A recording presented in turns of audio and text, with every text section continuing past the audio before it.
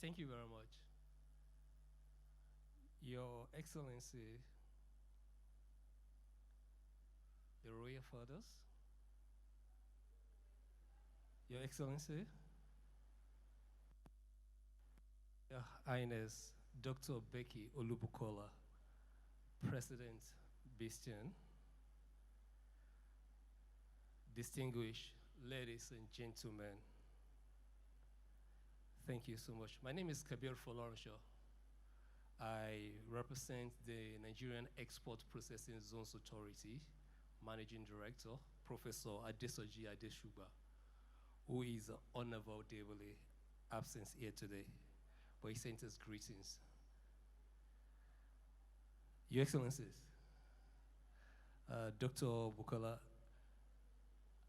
I actually connect with, I connect a lot of inspiration from your speech, and we really appreciate it as a public servant. And I think this event should not be meant for just private people alone, because I don't see a lot of my colleagues here, public servants. We need this more than any other person, especially the term property in the sachets. Permit me to stand on the existing protocol and start the speech of the Managing Director, Professor ADESOJI ADESUGBA. It is indeed an honor to be here, and I thank the organizers of this event.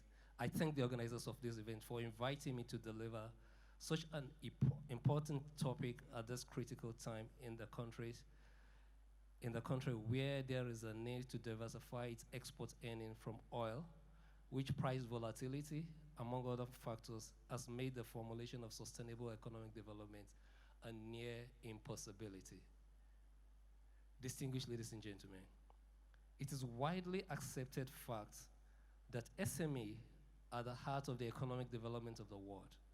They underpin sustainable economic growth in both developing and developed countries of the world.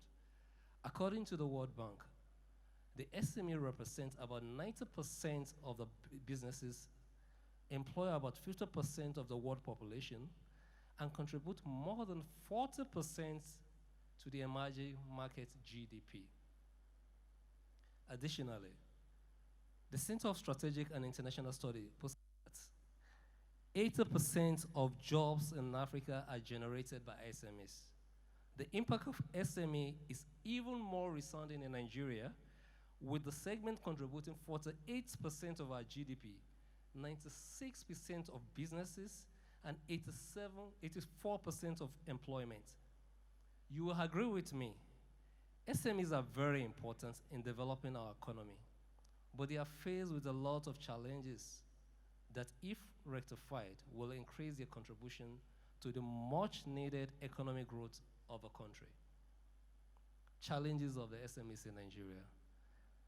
Despite the economic contribution of SME, one would think it's a stroll in the garden, but it's not. They are still faced with tremendous challenges. Among these are financing, regulatory burdens, deficiency in knowledge capacity to innovate and compete with standard market players, multiple taxation, lack of managerial skill, weak intentions, inadequate infrastructure, insurgency, and corruption in some establishments saddled with assisting these SMEs. These challenges have inhibited SME potential to increase the economic fortune of the country, and if not nipped in the bud, will lead to non-functional SME ecosystem, which will result in lower income growth, increased inequality, challenges the loan repayment, unemployment, youth restfulness, and insurgency, and so on. How do we now utilize these SMEs to develop our economy? For the country to utilize SMEs to develop the economy, their challenges needs to be ameliorated by government through, one, a sincere understanding and improvement of SME ecosystem. Two, develop a unique approach to serve the needs of subsegments of SMEs using the characteristics of healthy SME ecosystem as defined by McKinsey Consultants. These characteristics can be categorized into three. confidence, growth, and competitiveness. Although all SMEs are important, but for effective adoption of SMEs in the country, development drive, the government needs to use the 80-20 rule by identifying which of the subsystems have great impact on economic development based on available data. SMEs can be segmented into 6 sub-segments with various needs. The 6 segments are early stage innovative startups, established successful startups, growing medium-sized companies, stagnant and struggling medium companies, locally focused small business, and informal micro business. 20% of SMEs with great potential to develop the economy are given 80% of utmost support to manage the limited resources of governments. This support should include entrepreneurial culture and education, government venture capital fund, scale-up programs, productivity programs, credit guarantee schemes, SME digital platform, which is one-stop approval for all these SMEs. So how does my organization now come in? What can NEBSA do? How do we add to the value of what government has been doing? In supporting other agencies of government, established to promote the SMEs and in creating impact in economic development. The free zone scheme, NEBSA, which regulates all the free zones in Nigeria, contributes its own quota by promoting backward linkages between free zone enterprises and the local SMEs within the custom territory. By custom territory, we mostly mean Nigeria, because a free zone enterprise is a free zone company or a free zone enclave. We believe it's outside Nigeria because the law that guides activities within this place is somehow not really a must to comply with the Nigerian law, because we want to create an enclave where investors from outside can be rest assured that changing policy of government will not affect them.